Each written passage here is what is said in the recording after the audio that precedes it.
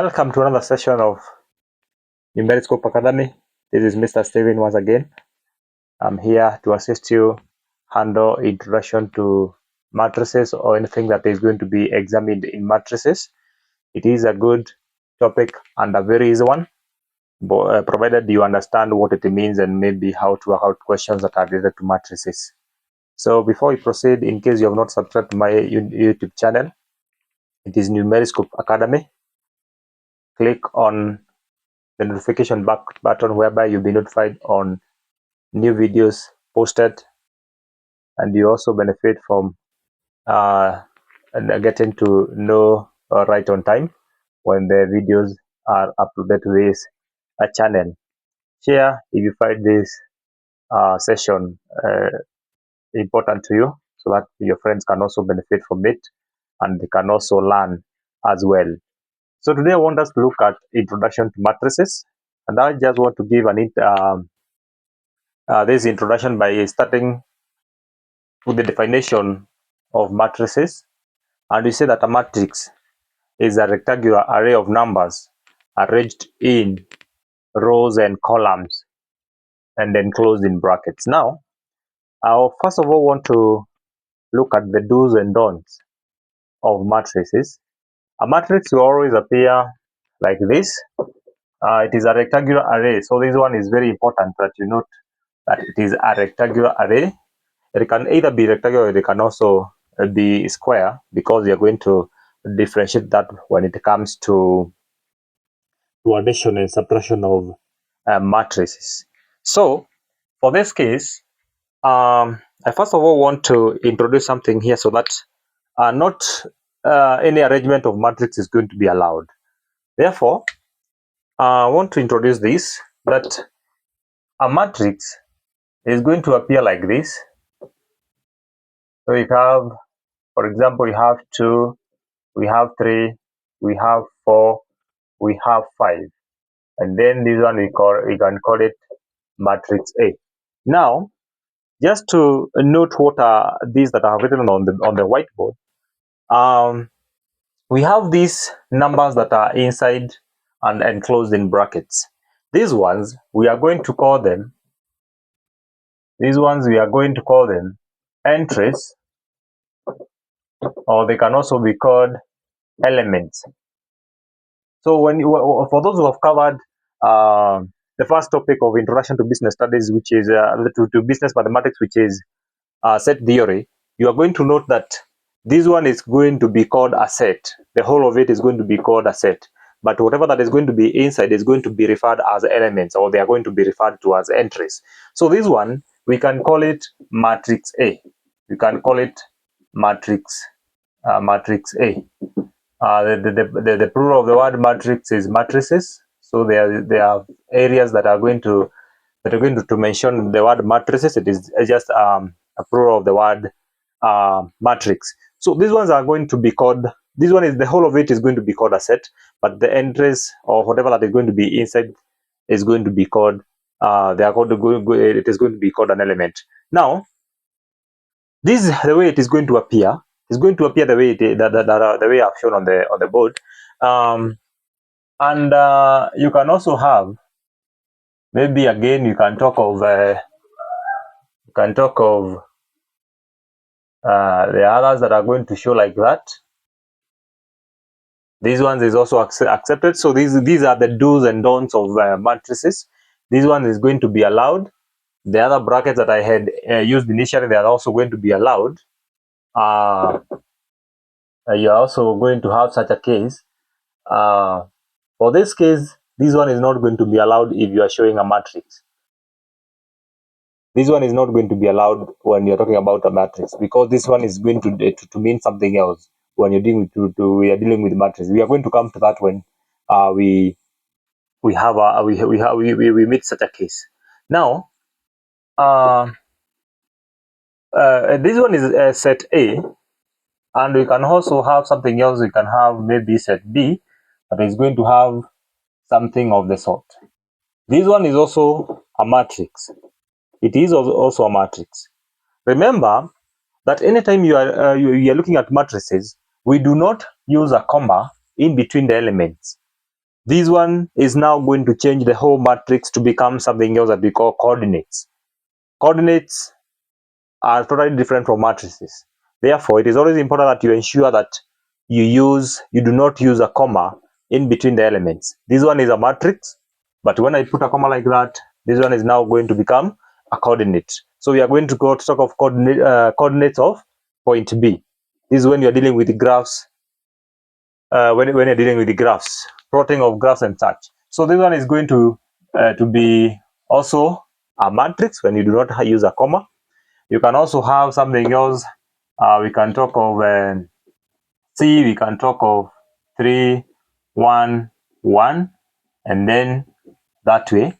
This one is also going to be called a matrix. Now, it is always important that whenever you are working out any question that is dealing with a matrix, it is always important that you ensure that you have known the kind of a matrix you are dealing with.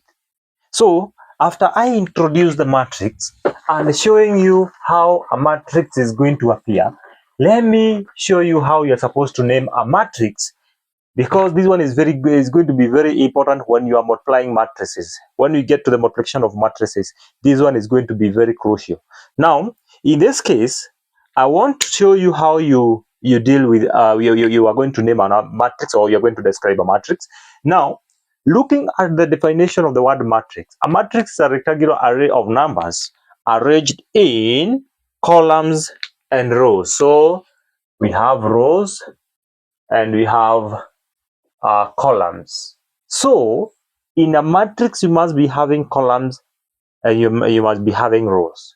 You can have a matrix that does not have a column, and you can have that is going to only have a row, and it is not going to be having a column. Therefore, for you to know what kind of a matrix you are dealing with, it is always important that you name that matrix and give it the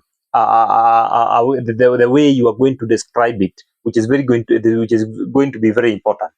For example, I've said that I can have a matrix A, which is going to be 2, 4, 1, 2, like that. Now, if you want to name any matrix, you start with rows,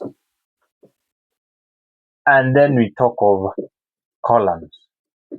I can also have another matrix B here, matrix B, which is going to have 2, 1, 3, 1, 1, 4. So this one is also going to be a matrix. Now, if you want to name this matrix, I've said that it is always important that you know that you are supposed to start with the rows. How many rows are in that column? Now, a row is the vertical, the horizontal, the horizontal line of a matrix. Then this one are the vertical lines of a matrix. Therefore, when you're talking about matrix A, we are talking about the columns, the rows. The rows goes across. The rows are going to go across, and we are going to have columns going downward. Therefore, you need to know how many rows do I have in that column, in that matrix. I have the first one is here, and then you have the second row is here. Therefore, I'm dealing with a 2 column by how many rows? A 2 row by how many columns? 1, 2. So this one we call it a 2 by 2 matrix. It is a 2 by 2 matrix. Now, I go to the other one. We have said R by C, R by C, rows by columns. How many rows do I have?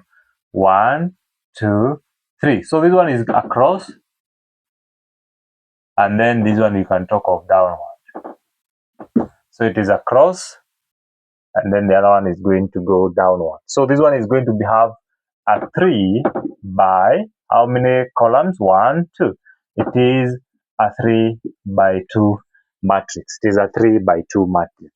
So this simply the introduction to matrices and how you're supposed to know how they are appearing and how you're supposed to name each and every matrix that you're going to have. So we might be having other like maybe I can talk of matrix C. It is 2, 1, 4. I can have matrix D, 2, 1, 3. So let's look at what kind of a matrix that you are dealing with. What kind of matrices are we dealing with C and D? So in this case, we are saying that it is row by columns, which is going to be how many rows are there? Rows going across only one. So it is a 1 by how many columns? 1, 2, 3. So this one is a 1 by 3 matrix. What about this one? Rows. How many rows do we have? 1, 2, 3. We have a 3 by 1 matrix. So this is a kind of this is simply how we are going to name the matrices and how they are going to appear in the exams. Now I want to add something on C and D.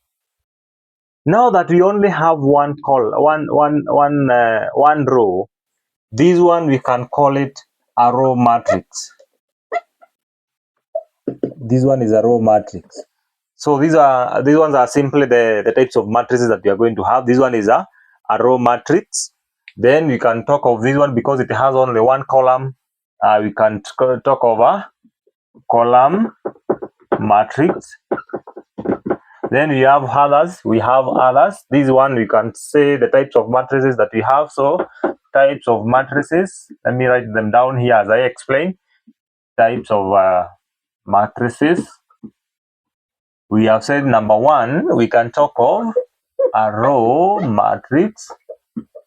Then we have number 2, we can talk of a column matrix. Then we can talk of number 3, a rectangular matrix. So when you talk of a rectangular matrix, is like this one. The number of rows is 3 by 2. Remember, when you're talking about a rectangle is something of this nature. The measurements of a rectangle, we can have 5 centimeters here, and here we have 2 centimeters. This one is a rectangle. Or else it can also appear like this. You can have 4 centimeters here by 2 centimeters here. So these ones are rectangles, rectangular shapes. They are rectangles in shape. Therefore, when you're talking about a rectangle, it is a four-sided figure that does not have the two sides, the longer side and the shorter one, are not going to have equal dimensions. Therefore, if you look at this matrix, it has three rows and 2 columns. Therefore, we can call it a rectangular matrix. When you're talking about number 4, we can have a square matrix. We can have a square matrix. When you're talking about a square matrix, it is a matrix that is going to have the same number of rows with the same number of columns. For example, we can have matrix A, which has 2 rows and 2 columns. So this one we are going to call it a square matrix. It can also have 3 by 3. So we are going to have a 3 by 3 matrix. We can also have a 2 by 2 matrix. Those ones are the so-called square matrices. Now, we are going also to have maybe a scalar matrix. A scalar matrix is a matrix that is going to have only one row and 1 column. So you are going to have maybe like E. So we have E is going to have just a 4. This one is going to probably be called a scalar matrix. So we are going to look at more types of matrices as we proceed. It was just an introduction of matrices and how you are supposed to know what kind of matrices you are type of matrix you are dealing with. So with that, that one marks the end of our session. Next time you are going to look at how you add and subtract matrices and the conditions that are necessary for that. So with that, I think it's a goodbye for now. Till we meet next time to continue on the same. Thank you and have a good day.